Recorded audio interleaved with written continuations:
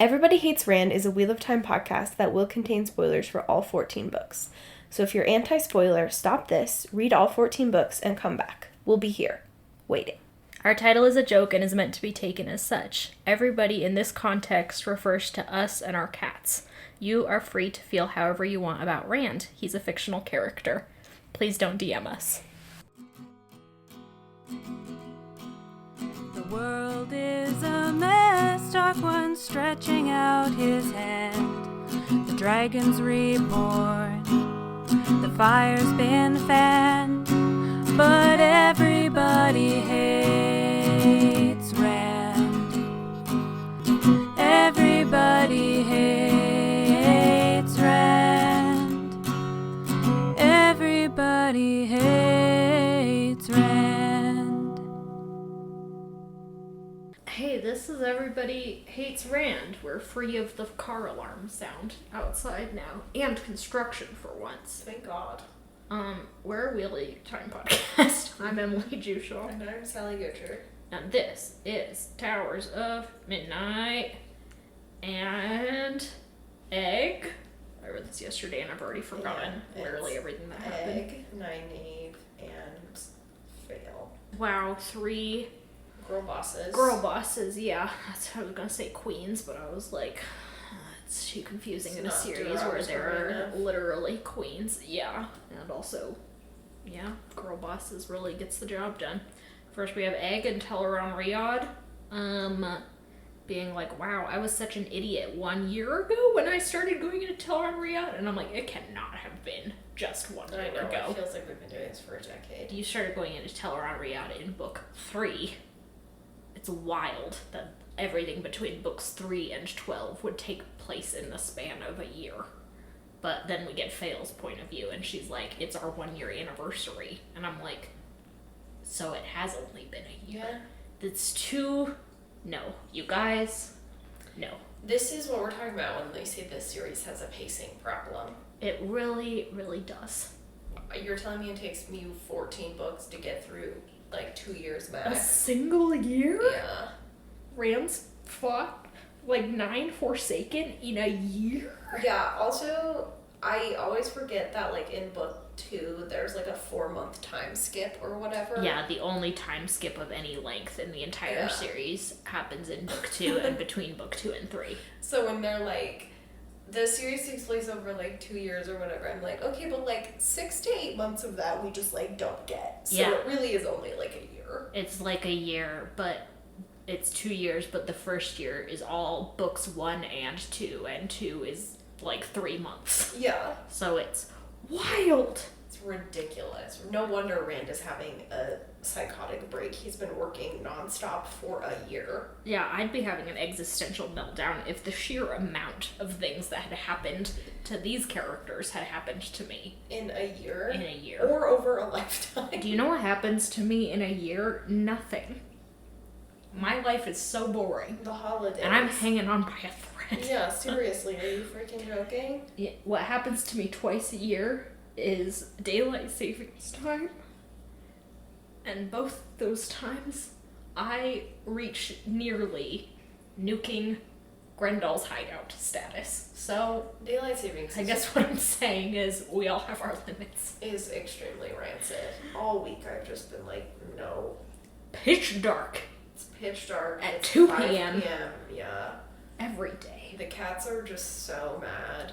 I'm so mad. Who cares about these fuckers?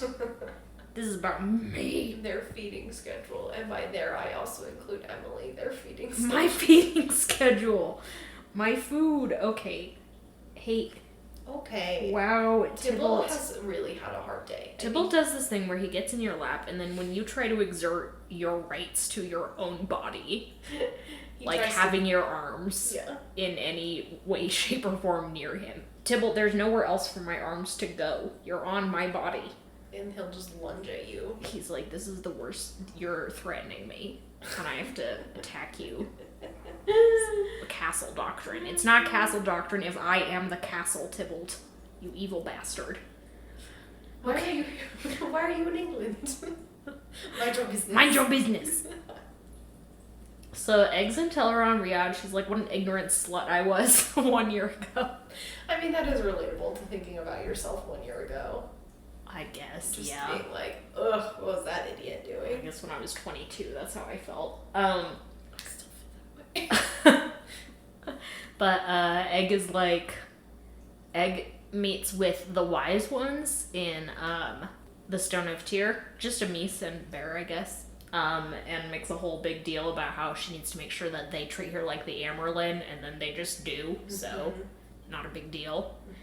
And she's like, I have bad news. Rand wants to break the seals on the Dark One's prison. And they're like, oh, that's weird. We'll talk to him about that, because that's a no-go. Yeah. And she's like, great, that was easier than I thought. And they're like, yeah.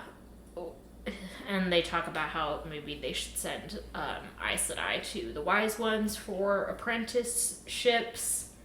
Egg is like, probably not full Aes Sedai, accepted maybe, though, and she also wants to get the Wise Ones trained at the White Tower, because she has this whole dream plan of getting every channeling woman locked in a relationship with one another, which I have a hard time investing in, I guess, just because the series ends before anything can come of it, so Yeah. It doesn't terribly matter to me. Yeah. I guess it would matter if I was more invested in, like, Egg as a person or the Aes Sedai as an institute, but I want to burn that sucker down, so don't terribly care. Egg then goes to meet with Nynaeve, and once again is like, I have to make sure that Nynaeve treats me like the Amerlin. I feel like this, again, is something that has been going on for eons. Egg and Nynaeve's weird power struggle. Yeah. And Egg is like, I can't just ask Nynaeve to respect me because she's a stupid woman that Robert Jordan wrote, so we can't just clearly communicate. I have to do some sort of psychological tomfoolery.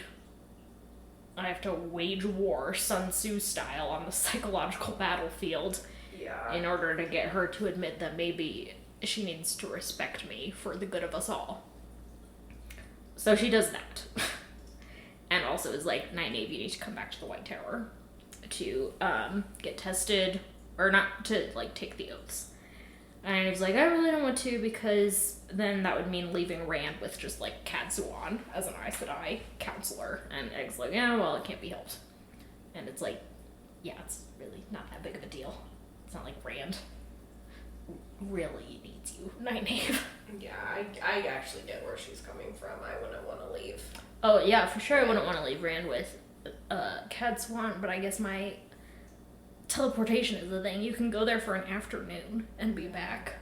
I don't know why they always act like going somewhere when they can teleport is a big deal. Yeah. Elaine also shows up, and Egg has this whole thing where they're, like, in the White Tower in Teleron Riyadh, and she's, like, woven wards. Woven? She's put up wards against eavesdropping, and, like, a bell will ring if someone shows up, because she had already put up wards and a bell rang, and they went thinking it was Elaine, but Elaine hadn't gotten there yet, so they know someone was trying to eavesdrop on them. Anyway, they talk to Elaine just about how the two of them need to come swear on the oath rod. Eventually they agree. Nynaeve will come, we'll swear on the oath rod, and we'll also take the Aes Sedai test. Elaine and Egg are like, are you sure that you can do that? It's supposed to be super complicated and dangerous. And Nynaeve's like, nah. NBD. Yeah. I'd beat Mogadeen twice. Yeah. And Cleanse decided. Yeah. Not really something I need to worry about. What's the bar exam to me, you know? Yeah. What is the bar to me? A mean woman.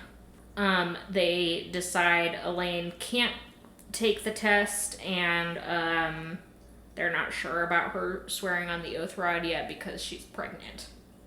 And they don't really resolve that, except Egg's like, I'll have someone look into it to see if anyone's ever done it while pregnant before. Yeah, Elaine says she doesn't want to do it in case there's any, like, harm to the children, which I think is fair. But she's also, like, weirdly hesitant to tell them that she's struggling to channel while pregnant. I don't know. Their whole dynamic is really weird.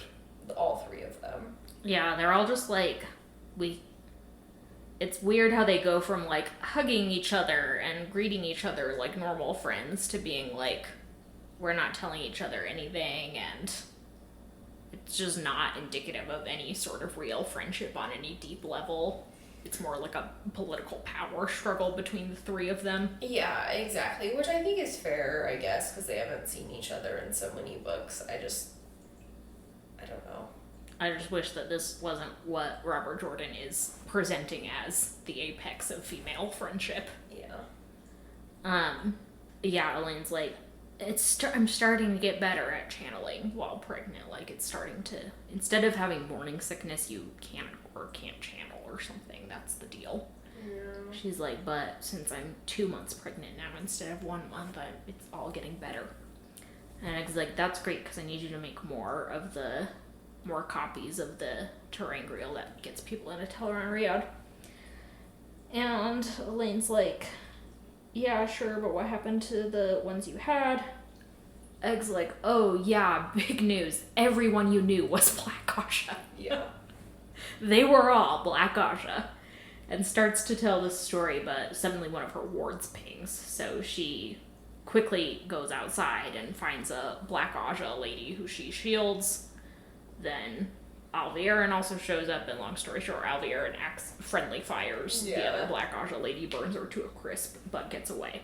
And Egg's like, dang it, I'm gonna have to deal with them eventually. Mm-hmm. Then we get Näeff, which is confusing because Egg was like, come tomorrow, and then apparently it's the next day, but Näeff hasn't come yet. So again, teleportation. Is it real or is it not? It's also just this like dumb hesitancy that Näeff has around like having Egg be in charge of her. And I was trying to think about this today, and one, Emily is right, like we are long past this plot should have been over. Egg got raised in what book? 6? Mm-hmm. Okay, so 7 books ago. We're done.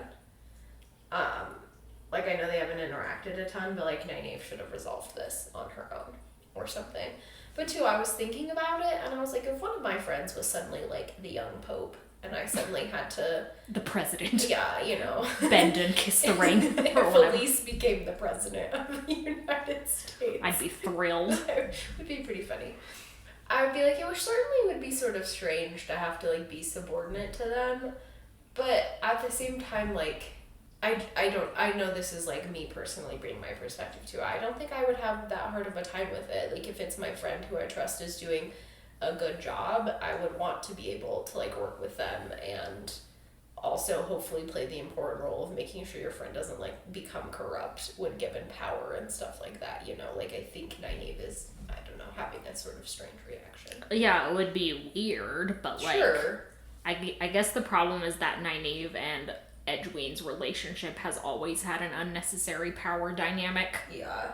And that Näeff was always like, not just in an elder sister role, but in a like master apprentice role. Yeah. That sort of got suborned when Edwin then became an apprentice Aes Sedai rather than Nynaeve's apprentice. Sure.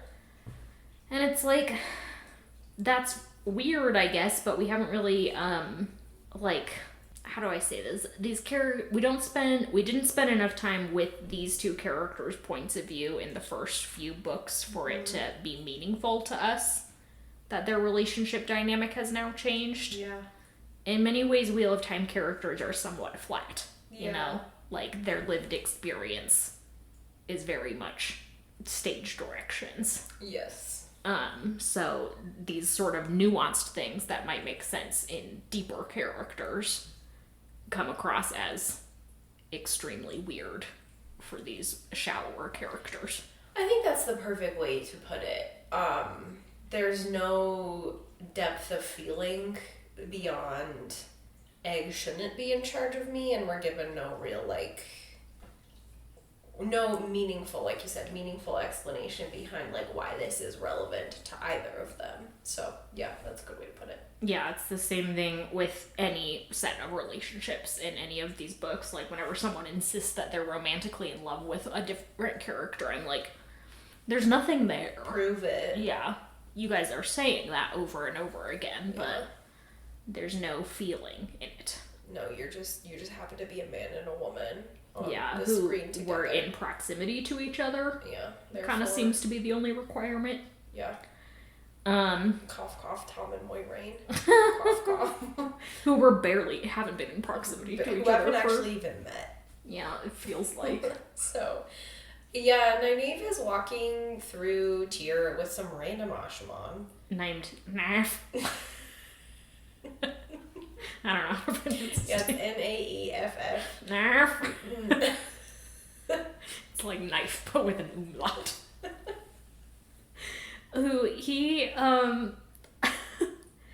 Nynaeve tells us, has visual hallucinations that he's being followed by a Myrddraal, accompanied by sort of a pervasive sense of paranoia.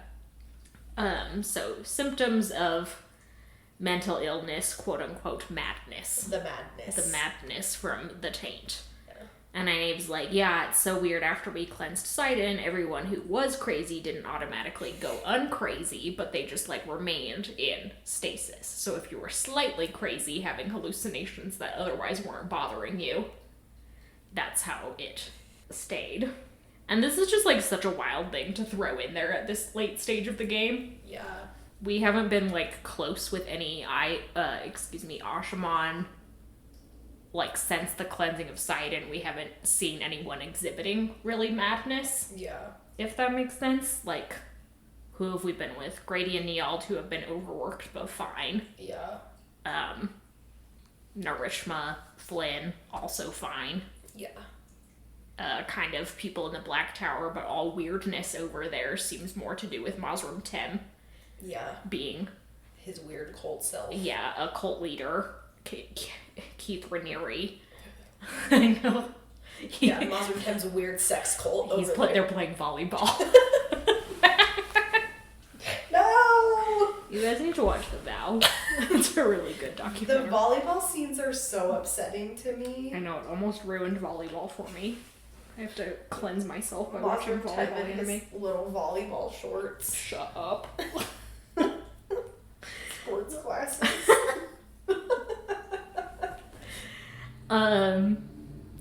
Like, the only person who has seemed to be going madder is Rand himself, and that has always been very, like, distinguished from the taint, I guess, in a weird way, in that he's just our primary character, and I'm sure we've talked about this at length before, but just, like, the sheer amount of pressure he's under, the things he's going through in the space of a year would drive someone crazy anyway, even if you weren't dealing with corrupt magic. Yeah, absolutely, and it always has seemed, you're right, it does seem, I don't know if I've really put this together, it does seem quite distinct from the taint on Sidon. Like, that seems to have played a role, especially in the earlier books, with like the way that it would make him sick, but like as it progressed and became a more successful channeler, like yes, there's the foundation of the taint, but it has always seemed almost more part of just like the prophecy and his fate as the dragon to go mad. Yeah. Like that's in addition or more relevant somehow. I really think it's just that as we've had more and more male channelers introduced to the series, a very small percentage of them have gone mad on screen. Yeah. I think we had that one guy who Rand then fucking euthanized. Yeah, that was fucking brutal. Which was brutal and weird, but like one small scene in a huge series. Yeah. So what I'm trying to say is what this feels to me is that Brandon Sanderson was like, hey, what about the fucking guys who are going crazy? Yeah. And is now trying to like give us answers. Yeah. Nynaeve and Näeff are investigating a bubble of evil that cropped up in Tyr, which turns out to be like, you know, a few blocks radius where everything just turned to dust, including the people inside. So they go in, realize there's nothing to be done for the people who were there, and they use like wind to channel all the dust into one spot and then set it on fire.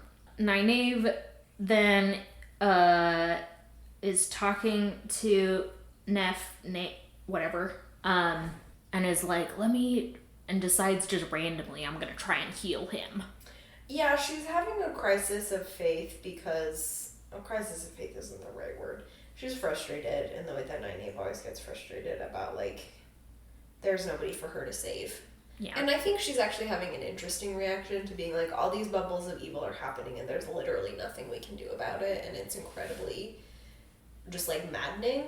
Yeah, it's a crisis of confidence. You're Yeah. supposed to be this super powered nuke of a magical woman, but you're powerless against a bunch of people turning to dust. Yeah.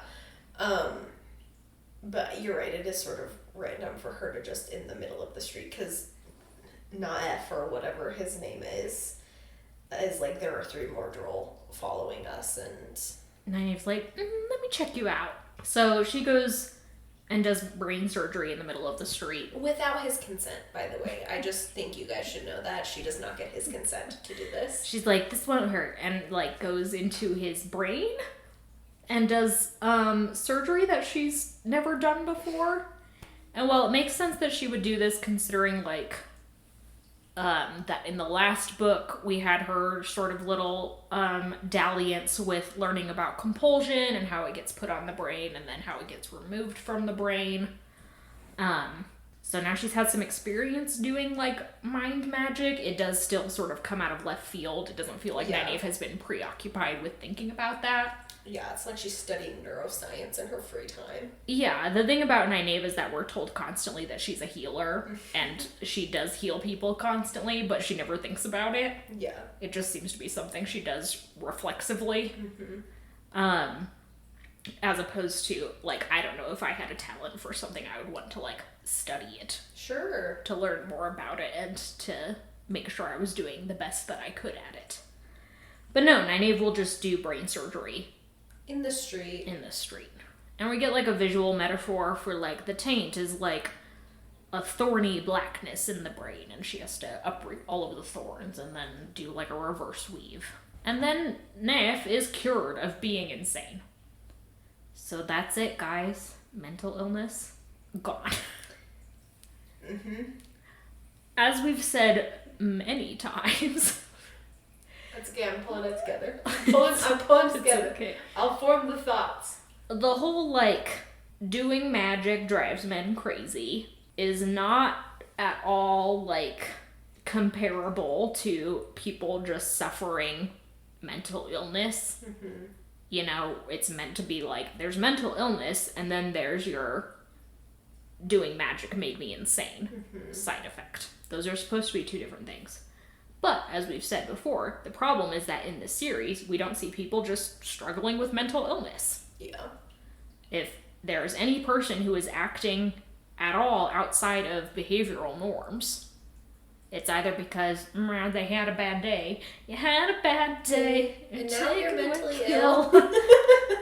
And now you're depressed.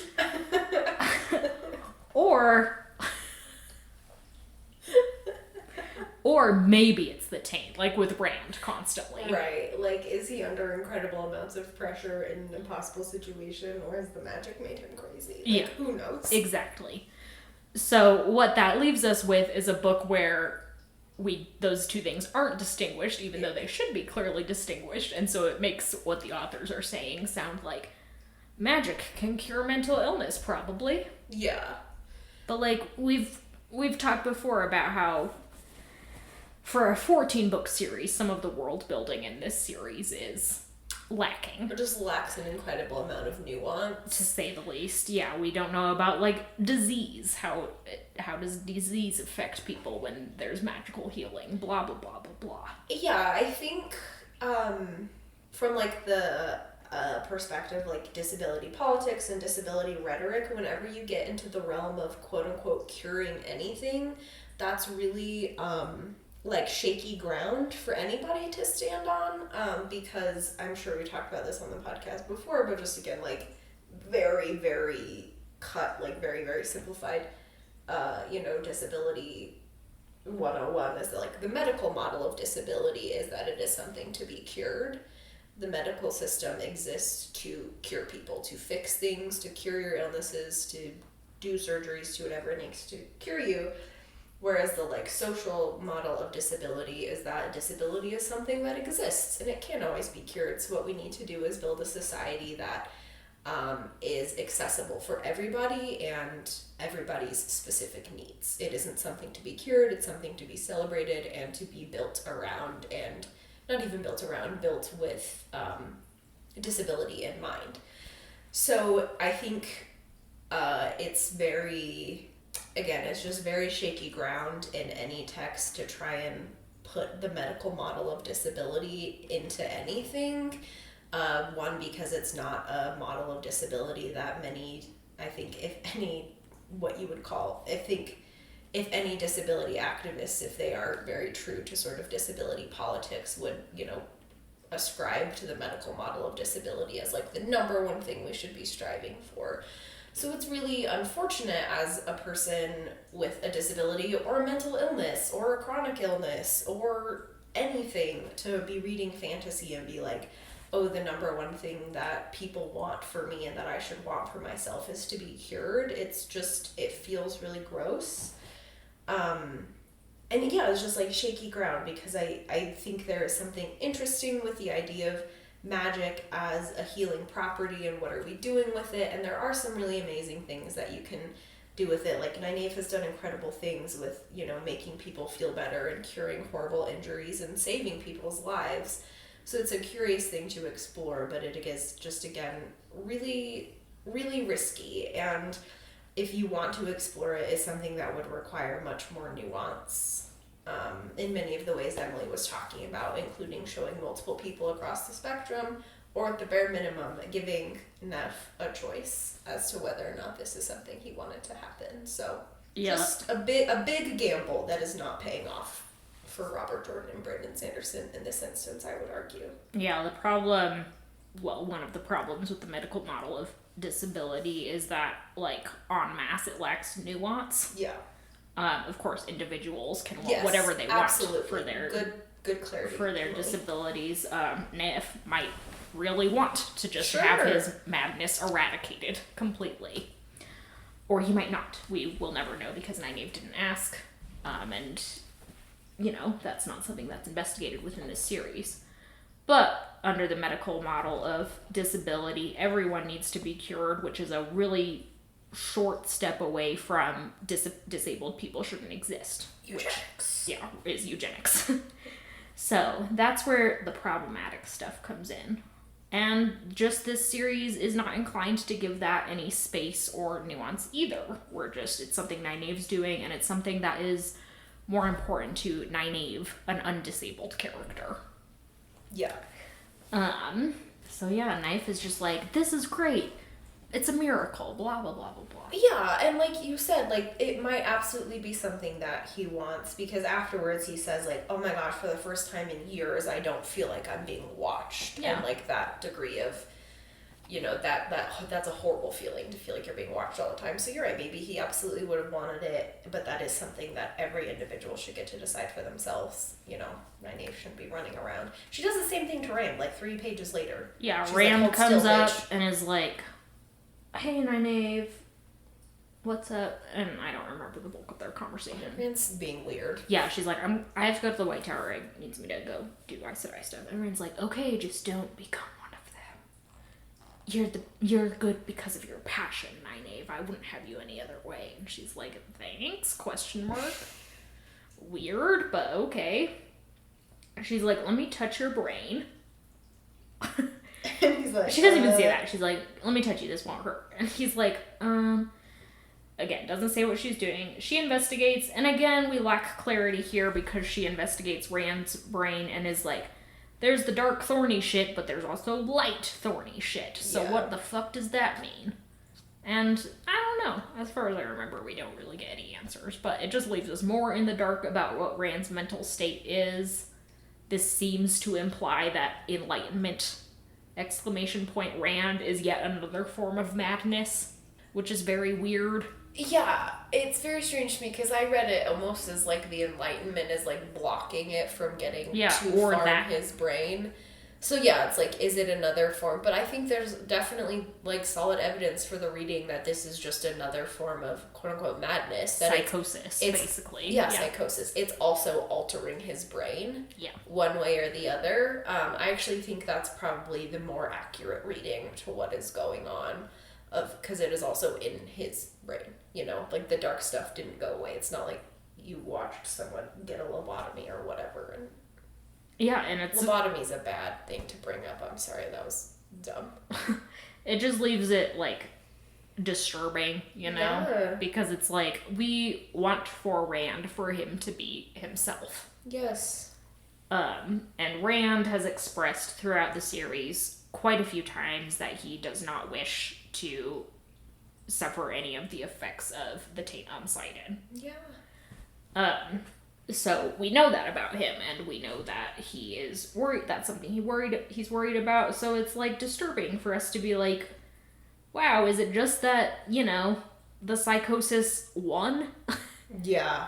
And is manifesting in such a way that everyone else is like, yeah, this is fine. Like, that's a very deeply disturbing thought. Like, could you be suffering from a psychosis that no one noticed because it seemed to be an improvement upon you? That's deeply upsetting. Yeah, you're right. That is so unwell. Like, this is a tangential sort of thing, but it makes me think of, like, so often what you hear when people are suffering from eating disorders is that their behavior gets reinforced because everyone around them is complimenting them for the results of their behavior. Like, right. Oh, you look so good. You must be doing the right thing. You know, like, that's so disturbing. It's absolutely a horror story. Yeah. And we just sort of skim away from that. Like, well, weird.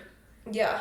And I'm like, no, hold up. Hold on, wait. That's harrowing. That is harrowing. I'm truly, truly upset by that, but... Yeah, I think... Let's all just chew on that for a little while. Yeah, but let's all just have a moment of silence for the fact that Tibble is sitting on my lap on his back, just legs. Sort of spread eagle. I'm gonna take a picture and it'll be on the Instagram when we... Yeah. Tibble is also made up of black and white. Yeah, he's the Aes Sedai symbol. I think the other thing of note here is that Rand's brain becomes a visual representation of the last battle that's about to happen. You have light versus dark. Yeah, exactly. Fighting for the same space, which I feel like would have been a more apt metaphor like a book and a half ago. Yeah. So now is just like a disturbing sort of like, wait, I thought we fixed it. Yeah, a disturbing little set piece that we then just sweep under the rug. from. Yep. Yeah. So that's that. We then get back to Edwene as she is meeting with some of the Black Aja hunters, basically just to talk about Masana. She's like, could she have defeated the Oath-Rod? They're like, yes. Brandon Sanderson gives us some clever reasons just to show us that he could. Thanks, Brandon. And then they're like, what do we know about Masana? And what we know about Masana is that she's fucking boring, and she is Forsaken for a dumb reason, and she's evil for a dumb reason, and boy, I hope we kill her soon. The end. Yeah, it was like she was a researcher. Yeah, I just don't care about their villain backstories. I agree. It is so silly. They're also, this is again more... What is Tibble's in boat pose, if any of you do yoga. I think that's what it's called. Sure is. Look at his little feet. Oh, Tibble, why are you sitting like that? Is that comfortable? Surely not, but you're acting. Like a little man. Like a little man. Okay. Bye. Again, sort of coming back to this, like, flatness that we're being told constantly, Egg tells us that, like, everybody in the world knows the Forsaken's, like, stats, basically. Yeah. Like, who they are, what they did, what their Everyone has Forsaken trading cards. Yeah, what their, like, biggest evil things were. And I'm like, I've literally never heard any of that. No, like, you think someone... Like, Rand didn't see Samael and be like, sidebar, Samael, notable accomplishments, XYZ stats. Here like, are the war crimes he did. Blah, Yeah. blah, blah, blah, blah. Yeah, it's just like... And here's why I'm afraid of him. Blah, because he did this heinous thing. You know, Yeah. that would be slightly interesting. We got, like, a little bit of that with Asmodean, I think. Yeah. Which mostly just made Asmodean funny. Sure. In a way, they're like, he left his mother to die. Yeah. And then we see him, like, he's just, strumming like, on his capering guitar. around. We're like, okay. Like some dude on a beach. Dummy. And I will. And I will. And then with Masana, it's just like she got turned down for a job she wanted and had to become a teacher instead, and she hated that. And yet, as a Forsaken, she was still a teacher. Yeah. And an administrator. Yeah. and is angry and hates that, so... But continues to do administrative work. Because she's good at it. And it's like, okay. Listen, sometimes you just gotta pay the bills, girl. They're like, she's like the dark Amber Lindsay, and everyone's like, ooh. And I'm like, we're supposed to find this chilling, but I'm still stuck on the chilling fact from 6 pages ago that Rand's brain is on fire. Yeah, that there are multiple forces fighting for real estate in Rand's brain, and Nene was just like, well, can't do anything about that. What are you gonna do? What am I supposed to do, brain surgery? Nobody's nerfed. So this is just setting up the confrontation for Masana. Not terribly relevant. Then we switch to Fail as she's walking around the camp. Administrating. Just like Masana. Fail's gonna go evil. Yeah, because that's what happens when you... That's what happens when you work. Actually, that probably feels right. Yeah, I mean... Well. Today I had an hour-and-a-half meeting about style guides, which I know is like your whole life, but I was like, I'm going to fucking lose it. That's how I feel about doing the style guide, and yet it's my job. I don't care about what font you use. Yeah. It's just a font. Sorry. Fail's walking around. She's like my quartermaster, which I thought was just a ship thing, so that goes to show how dumb I am. It's like the guy in charge of supplies in the camp, and she's like, obviously he's taking bribes, and he's done a really good job of covering his tracks in his books. And so I just need to let him know subtly that I know that he's taking bribes so that he'll just change his behavior to avoid me coming down hard on him, which she does. And then she's just like waxes poetic about how grateful she is that her mom made her learn all this shit. And goes to meet Perrin. Perrin's on the top of a hill where Fail told him to meet her. She comes and she's like, I got this picnic all set up for us because it's our anniversary.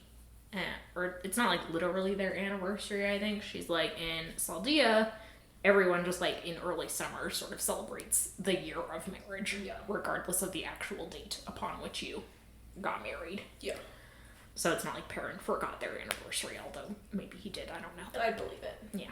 But she's like, so I just wanted to celebrate that. And he's like, okay, why are we having a picnic? And she's like, because I asked him what he did for his anniversary, and he and his wife went hiking. And I'm like, okay. She's like, I asked Tam what they did in the Two Rivers, and Tam answers with like what his personal anecdote. And she's like, well, this is obviously a ritual. So this is what everyone in the Two Rivers does. And Perrin's like, no, Tam and Kari are freaks who like hiking. Yeah. So they're on a hill or whatever. So they're having a nice picnic, and they're just talking. This scene is fine, I think. It's just, they talk more about Perrin being a leader. Fail is like, you just need to chill out about it and accept that you want to be the Two Rivers leader because you wouldn't want someone else to do it, and you need to acknowledge that, you know, now that there is a leader, there's never not going to be a leader. Yeah. It's kind of a thing that you can't undo. And you would be unhappy if someone else was doing it, so just accept that you want to do it and stop being so weird about it. And then they're talking about wolf shit. He is like, it makes me feel bad because, and then tells her everything, tells her his life story. Basically about like the White Cloaks and that encounter with them where he killed 2 of them and how he became Wolf Dude 101 and also Hopper. Yeah. And she's like, great, I want to tell you about Malden, and she does, except she leaves some shit out, which seems like weird for their truth fest, but whatever. She doesn't talk to him about Roland, which seems like a significant portion of what happened. Yeah. Overall, it seems like it's like a sweet intention. You know, Perrin's like, great, Fail and I are solid again. It feels like a cathartic moment in our relationship. It is nice to see a married couple have a conversation that does not involve them yelling. My sense from this scene is that Brandon Sanderson is a little exasperated by the whole Saldean yelling at each other thing too, because he doesn't have Fail do that. Yeah. And he basically has her behave like a normal person. Yeah. Which, again, is great for a parroting Fail scene. It does feel like a very, like, unequal scene where it's a lot of Perrin talking about his troubles and Fail just talking him through them and offering a lot of comfort. And then it's like she gives her story and Perrin's just like, thanks, glad you told me, because it's like she didn't give him the full story. Yeah, and I think that's part of why I left it feeling like, well, that's great for Perrin, like he got so much catharsis, but Closure, it feels to me like Fail in large part left out everything about Roland because Perrin would make Perrin feel bad. Yeah. Somehow, you know, whether it's like he was like, oh no, this horrible thing happened to my wife, or I hate that guy and I'm glad that I killed him, or like, just like it would be all about Perrin's reaction to her continued assault for months or whatever. Yeah, which like, on one hand, I get, like, you don't want to have to talk about something that affected you deeply and just have to manage the other person's reaction to it. Like, that's just an added burden and an added upsetting thing. But A, she shouldn't have to do that. Like, Perrin should understand that he needs to have his feelings about it somewhere else and with someone else. Yes. Also, I guess just, like, again, we're missing that nuance. Yeah. Like, even if we were told, like, okay, Fail's deciding this because she doesn't want Perrin to have to navigate Perrin's reaction to it, like, even if that was something that was made explicit, then the text should have been like, that's a problem in their relationship that they also need to face. Yeah. But instead, the problem was like, yep. And that's just a normal thing in a relationship, is that you step lightly around your partner. That feels healthy. Yeah.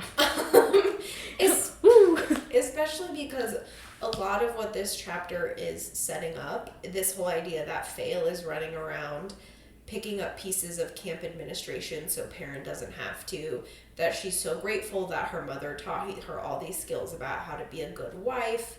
Like, yes, Fail learned a lot of really important things about how to be a good leader and how to be, you know, effectively manage a household and a bunch of supplies. Like, those are really helpful. Fail always presents it as in, like, this is what the wife does. This is my role as a wife.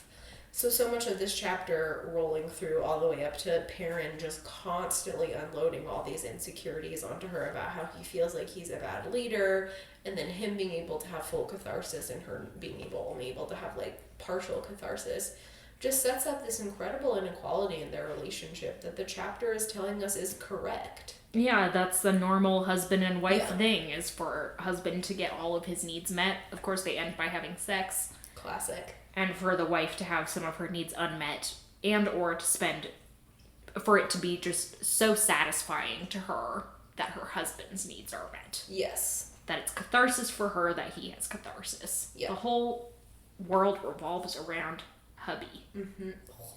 So, yeah, it's just, you know, classic gender dynamics in the Wheel of Time, but it's sad that it's ongoing under Brandon Sanderson. I get that he couldn't, like, lead a revolution in the gender dynamics series. Brandon was like, starting first with the suffrage movement Yeah. in Wheel of Time world. Gotta get that passed. But it's a little upsetting to have him reinforce it. Yeah, I was just gonna say, it's wild to me that Perrin and Fail have been married since book 4. It says, what, book 13? Mm-hmm. That's 9 books. They've been married. And from their beginning of their relationship up until now, the authors find some new and horrible way for Perrin and Fail to just, like, embody toxic monogamy and, like, shit gender dynamics and, like, men are from Mars, women are from Venus, love languages shit constantly. Just, like, every single book there's a new way and for then they're them like, to do this. and this is the story of a happy marriage. Yeah. And I'm like, this is a horror story, like unto Rand's brain on fire shit. This is just endless. Who needs Scream? Who needs Halloween? Who needs Friday the 13th when I have Perrin and Fail's marriage? Yeah.